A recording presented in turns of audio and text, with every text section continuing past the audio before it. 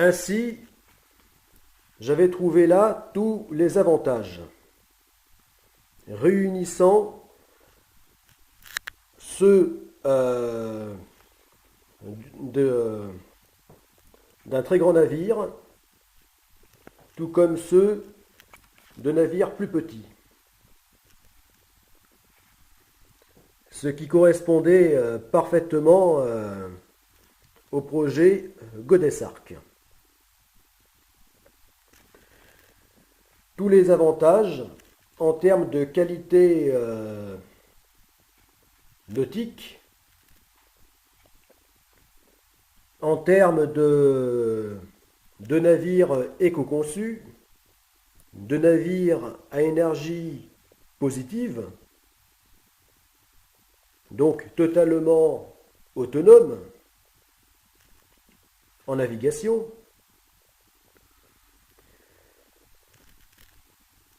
et les avantages donc de deux navires en un, ces deux navires étant chacun amphidrome.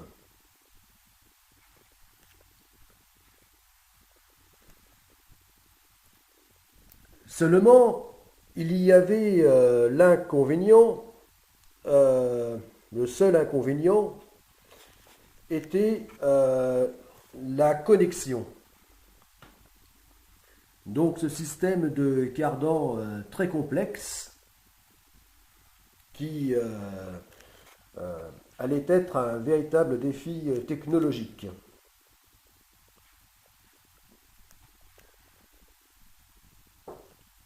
Complexe parce que devant être suffisamment résistant pour pouvoir supporter les immenses efforts mécaniques, contraintes mécaniques, tout en étant tout en étant amovible.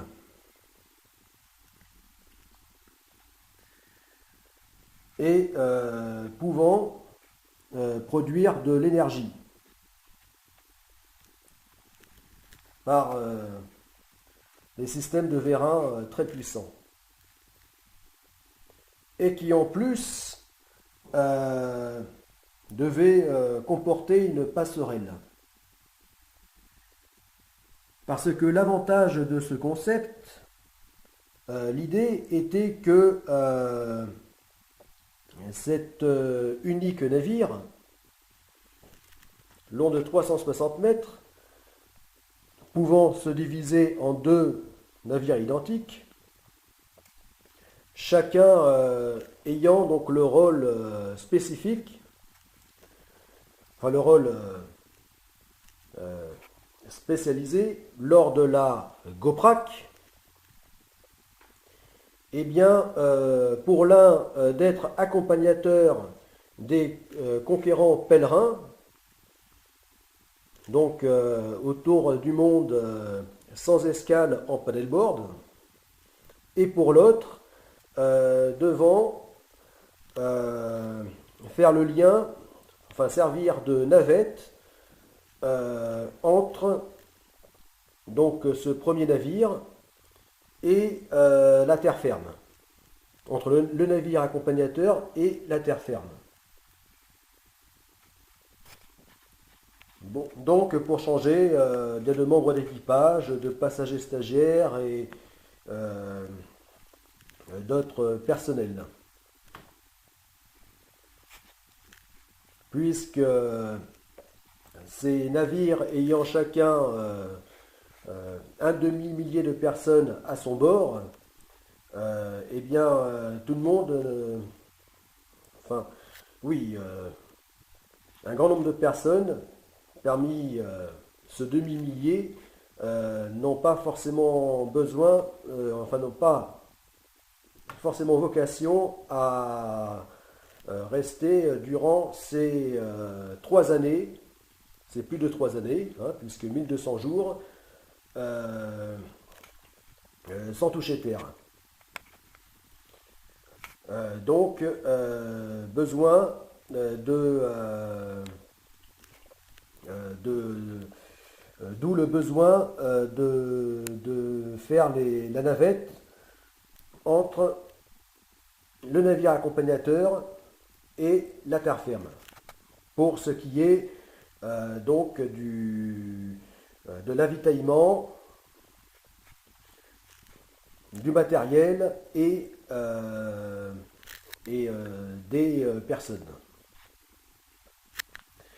Alors l'idée était de pouvoir faciliter cet échange en mer, en haute mer, grâce à la connexion de ces deux navires. Cette connexion formant qu'un navire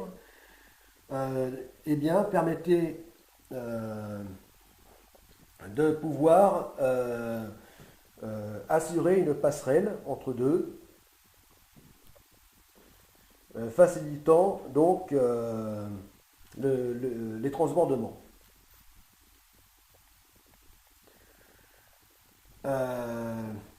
Mais bon, réflexion faite, eh bien, je me suis rendu à l'évidence que un tel système, bien que pouvant être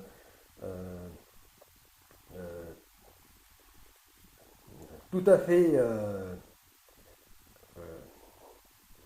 indispensable dans d'autres cas, ne l'était pas finalement dans le contexte de la GOPRAC.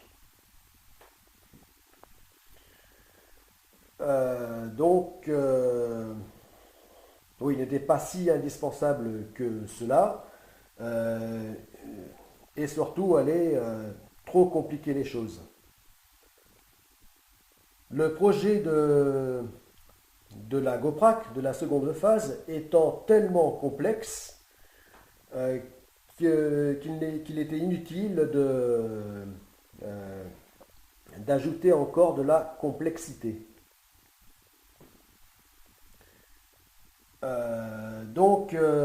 Finalement, eh bien, j'en suis venu à laisser tomber cette idée qui, pourtant, je suis sûr, un jour se réalisera, même pour de grands navires, un jour lointain,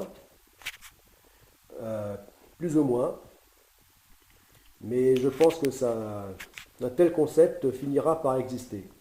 Mais finalement n'était pas si indispensable dans le cadre du projet Godessarc. Donc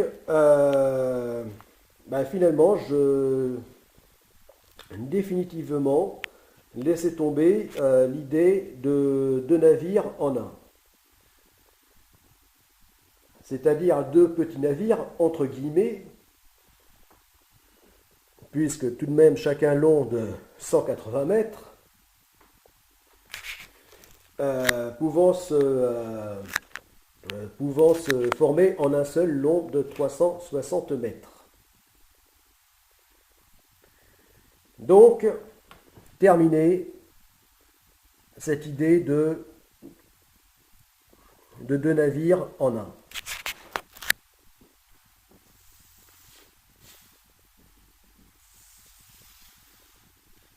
Mais puisque ces deux navires qui devaient en former qu'un seul sont parfaitement identiques, donc sont des sister ships, eh bien, j'en suis venu tout simplement à garder exactement les mêmes plans, les mêmes schémas, les mêmes navires, à la seule différence qu'ils n'auront plus vocation à s'assembler en un seul.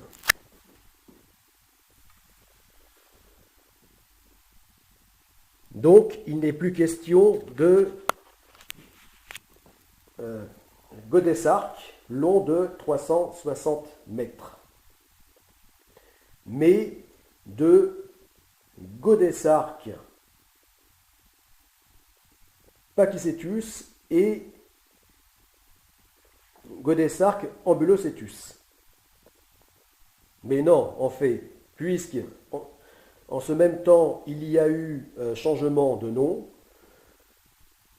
donc il ne s'agit plus que de, j'espère que je vais être clair comme ça, il ne s'agit plus que de Godesarque pachycetus et Godesarque mayacetus.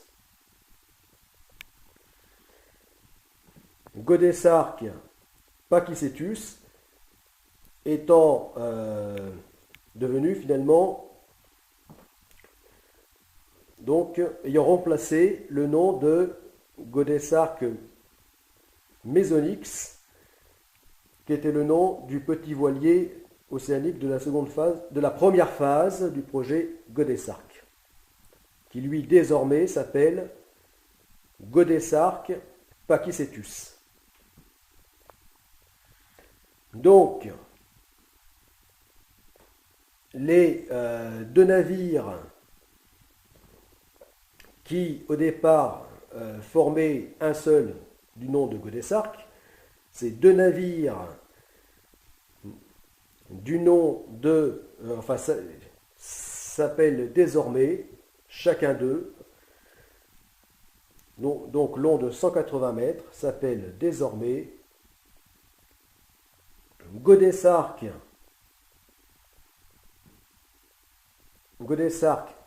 ambulocetus et Godesarque mayacetus.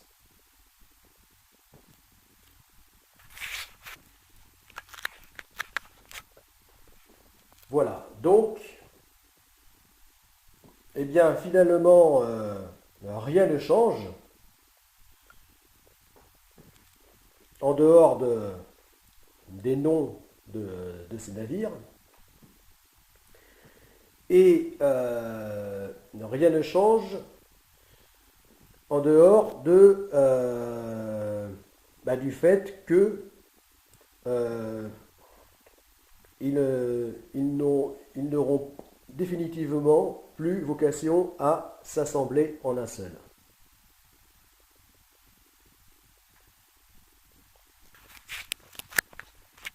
Donc, de ce fait, le transbordement, lors des rotations du navire navette, que sera GA, Godesarque, mais on va faire court, GA mayacetus, se fera donc le transbordement entre le navire navette et le navire accompagnateur, qui lui sera GA ambulocetus. Eh bien, ce transbordement des matériels et des équipages, des passagers stagiaires et personnels, eh bien, se fera de manière classique, c'est-à-dire par annexe. Ce qui, au large, sera sportif, voire très sportif, mais après tout, c'est l'esprit du projet Godesarque.